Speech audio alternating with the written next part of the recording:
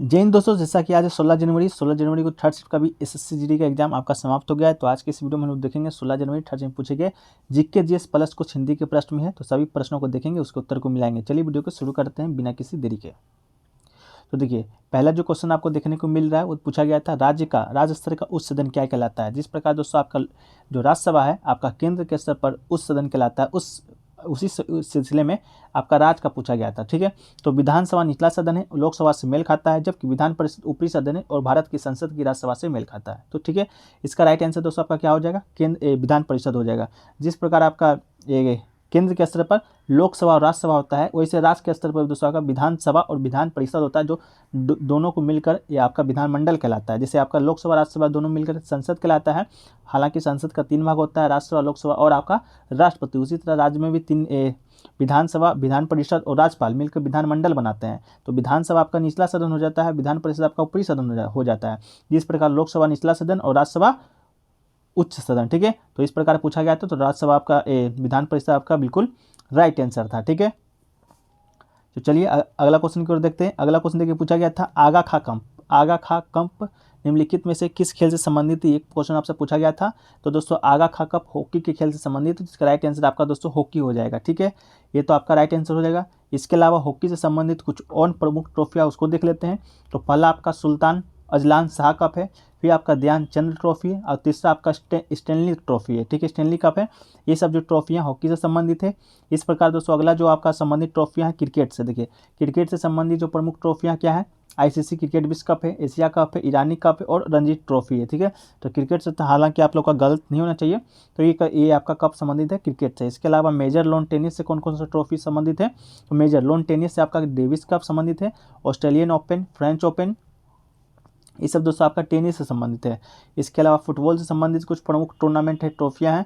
तो जैसा कि UEAF है, चैंपियंस लीग है, सुबुटो कप है, संतोष ट्रॉफी है। संतोष ट्रॉफी है, सुबुटो कप, ये आपका बार बार एग्जाम का पार्ट बनते हैं कि किस खेल से संबंधित है, तो आपका फुटबॉल हो जाएगा। तो एक बार इससे आप भी रिकॉल करके ही जाइएगा एग्जाम देने अगर आप जा रहे हैं तो। ठीक है, एक क्वेश्चन के पूछा गया था, हम्पी नृत्य उत्सव किस राज्य में मनाया जाता है। तो हम्पी डांस जो फेस्टिवल है दोस्तों आपका कर्नाटक में मनाया जाता है। तो इसका राइट आंसर आपका हो जाएगा कर्नाटक। हम्पी, जिसे हम्पी में स्मारकों के समूह के रूप में भी माना जाता है, एक यूनेस्को विश्व विरासत स्थल है जो कि तुंगभद्रा नदी के तट पर पूर्व मध्य कर्नाटक में स्थित है। ये 14वीं शताब्दी में विजयनगर साम्राज्य की राजधानी थी। ठीक है, तो विजयनगर साम्राज्य का राजधानी भी हालांकि आपका प्रश्न बनता है। तो इसका राजधानी क्या था, हम्पी था। कौन सी नदी के किनारे था, तुंगभद्रा नदी के किनारे था। ये हम्पी नृत्य उत्सव आपका पूछा गया था, जो कि आपका कर्नाटक बिल्कुल राइट आंसर था। ठीक है, एक क्वेश्चन देखिए पूछा गया था, मृत सागर की सीमा किस देश से लगती है। ठीक है, तो मृत सागर जिसे नमक सागर भी कहा जाता है, आपको मालूम होगा, एक नमक की झील है जो कि पूर्व में जॉर्डन और पश्चिम में इजराइल।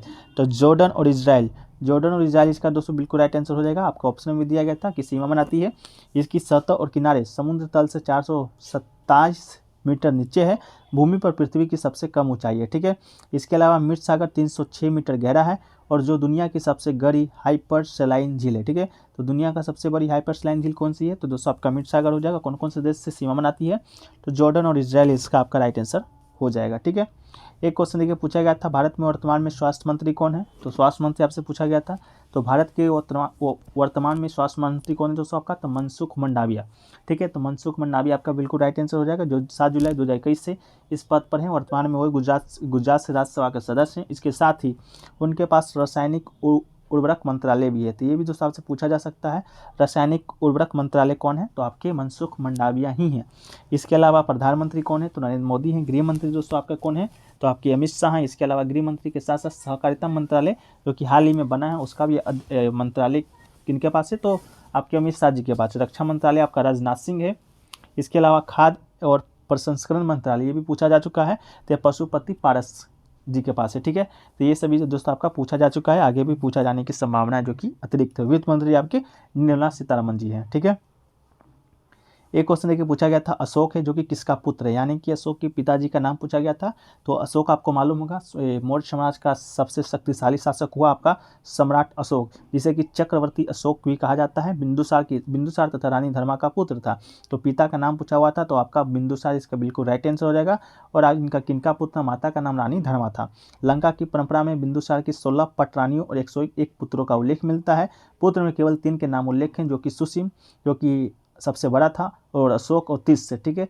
तो 3 पुत्रों का जो नाम मिलता है आपका सुसीम है और आपका अशोक है, इसके बाद तीस है, ठीक है। इसके अलावा अशोक का भी पुत्र हुआ होगा, तो अशोक के पुत्र का नाम दोस्तों आपका महेंद्र था, ठीक है। महेंद्र अशोक के पुत्र का नाम था, जो कि इसके अलावा दोस्तों आपका अशोक मौर्य वंश का शासक था। आपको मालूम है मौर्य वंश का स्थापना चंद्रगुप्त मौर्य के द्वारा किया गया था, ठीक है। ये भी पूछा गया था कि चंद्रगुप्त मौर्य है जो कि किसको हराकर मौर्य वंश का स्थापना किया था, तो धनानंद को हराकर नंद वंश का राजा था वो, ठीक है। उसको हरा के मौर्य वंश का स्थापना किया था। एक क्वेश्चन देखिए पूछा गया था धोने का सोडा का रासायनिक सूत्र आपसे पूछा गया था।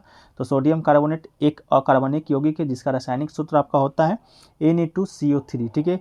इसे ढावन सोडा या ढोने की सोडा भी कहा जाता है। तो Na2CO3 इसका बिल्कुल राइट आंसर हो जाएगा, सोडियम कार्बोनेट को कहा जाता है। एक क्वेश्चन है कि पूछा गया था मोदी जी ने अरुणाचल प्रदेश में कौन से जिले में अभी एयरपोर्ट का उद्घाटन किया है, जो कि दोस्तों आपका ग्रीनफील्ड हवाई अड्डा है। तो प्रधानमंत्री नरेंद्र मोदी ईटानगर के होलांगी में अरुणाचल प्रदेश के पहले ग्रीनफील्ड हवाई अड्डे दोनों पोलो एयरपोर्ट का उद्घाटन किया है, ठीक है। तो कौन से जिले में किया है, जिला पूछा गया था शायद आपका, तो होलांगी जिला जी आपका राइट आंसर हो जाएगा। और आपका अरुणाचल प्रदेश की राजधानी ईटानगर में उसका ये स्थित है, ठीक है। इस ग्रीनफील्ड हवाई अड्डा दोनों पोलियो एयरपोर्ट का उद्घाटन किया गया है। उद्घाटन समारोह के दौरान पीएम मोदी ने उड़ान ब्रोशर लॉन्च किया था, साथ ही उन्होंने 600 megawatt Kameng hydro power station को राष्ट्र को समर्पित किया था, ठीक है। तो आपका देख लीजिएगा ऑप्शन में क्या आया था, बताइएगा।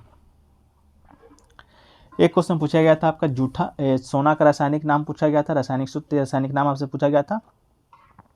तो नाम आपका आयरन पायराइट हो जाएगा, सूत्र आपका Fe2 हो जाएगा। आयरन पायराइट को ही जूठा सोना या बेवकूफ़ों का सोना भी कहा जाता है। रासायनिक सूत्र आपका Fe2 हो जाएगा और नाम आपका आयरन पायराइट हो जाएगा, ठीक है।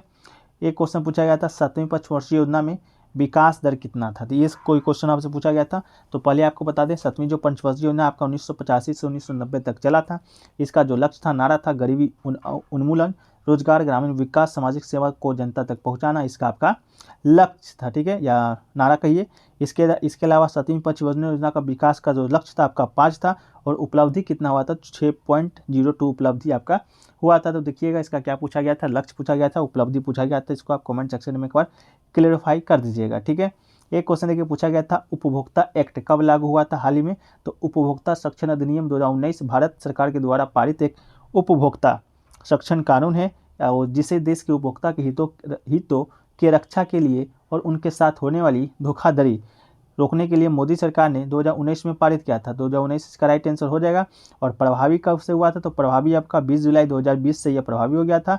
इसके अलावा पहली बार उपभोक्ता संरक्षण अधिनियम 1986 में पेश किया गया था, लेकिन आपका ऑप्शन में 2019, 2020, 2021, 2022 इस तरह करके दिया गया था। तो आपका 2019 बिल्कुल राइट आंसर आपका हो जाएगा, ठीक है। एक क्वेश्चन देखिए पूछा गया था हिंदी में तम का विलोम शब्द पूछा गया था। तम मतलब आपका होता है अंधेरा, उसी का विलोम शब्द पूछा गया था। तो आलोक, प्रकाश या ज्योति, ये इन तीनों में इसको एक आपके ऑप्शन में होगा, तो आपका राइट आंसर हो जाएगा। एक क्वेश्चन पूछा गया था लक्ष्य का प्रवाची शब्द क्या होता है, तो लक्ष्य का प्रवाची शब्द दोस्तों आपका प्रयोजन, ध्येय, अभिप्राय, मकसद, उद्देश्य, मंजिल और निशाना, ये दोस्तों आपका लक्ष्य का प्रवाची शब्द है, ठीक है। तो इनमें से कोई एक ऑप्शन आपके पास होगा तो जो कि बिल्कुल राइट आंसर आपका हो जाएगा।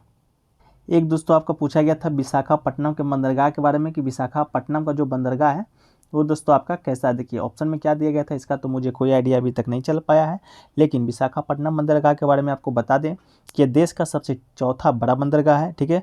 यह बंदरगाह कोरोमंडल तट पर कोलकाता से 800 किलोमीटर दक्षिण तथा चेन्नई से 400 किलोमीटर उत्तर में आंध्र प्रदेश में स्थित है, ठीक है। तो ये आपका एक है स्थापना इसका दोस्तों उद्घाटन हुआ था 19 दिसंबर 1933 को।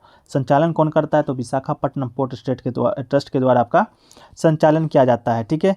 इसके अलावा दोस्तों क्वेश्चन क्या पूछा गया था इसका तो अभी तक आइडिया नहीं लग सका है, चाहे कैसा आपका बंदरगाह ये पूछा गया था। तो देश का सबसे बड़ा बंदरगाह है या पोताश्रय प्राकृतिक बंदरगाह है, ये दोस्तों आप याद रखिएगा। और आपका विशाखापट्टनम बंदरगाह से 170 मीटर लंबे जहाज ठहर सकते हैं, ठीक है। तो 1933 में ये खोला गया था। हालांकि ऑप्शन आपका क्या क्या आया था आप लोग कमेंट सेक्शन में जरूर बता दीजिएगा, ठीक है। तो ये दोस्तों आपका क्वेश्चन जो है कि पूछा गया था। इसके अलावा वीडियो कैसा लगा कमेंट सेक्शन में जरूर बता दीजिएगा। और अगर आप हमारा डेली जीके जीएस का जो क्यूज होता है, आज के डेली का जो आपका एग्जाम होता है उसके शिफ्टों पर आधारित आपका क्यूज कराया जाता है, तो उसमें अगर आप ज्वाइन करना चाहते हैं तो आपको 20 रुपये का पेमेंट करना होगा और स्क्रीनशॉट आपको इसी व्हाट्सअप नंबर पर भेजना होगा। सामने जो आपका व्हाट्सअप नंबर दिख रहा है 9973741666, ठीक है। इसमें दोस्तों आपका प्रत्येक दिन के शिफ्ट आधारित पर उसके प्रश्न बनते हैं, जो बनते हैं उसको प्रश्नों का क्यूज होता है, और जो लोग क्यूज नहीं दे पाते हैं टाइम पर उसके लिए अलग से व्यवस्था किया गया है कि जो लोग अपना पर्सनल भी क्यूज दे सकते हैं उनको भेज दिया जाता है। आपको 20 रुपये का पेमेंट करके स्क्रीनशॉट भेज देना है, इसके बाद ग्रुप में जोड़ दिया जाएगा। उसका वैलिडिटी है आपका 14 फरवरी, जब तक आपका जीडी का एग्जाम चलेगा जब तक आपको वैलिडिटी जो देखने को मिलेगा। ठीक है, तो ये सब आपका है जो भी लेना चाहते हैं आप लोग जरूर कॉन्टैक्ट कीजिएगा। तो चलिए मिलते हैं नेक्स्ट वीडियो में, जब तक के लिए जय हिंद जय भारत।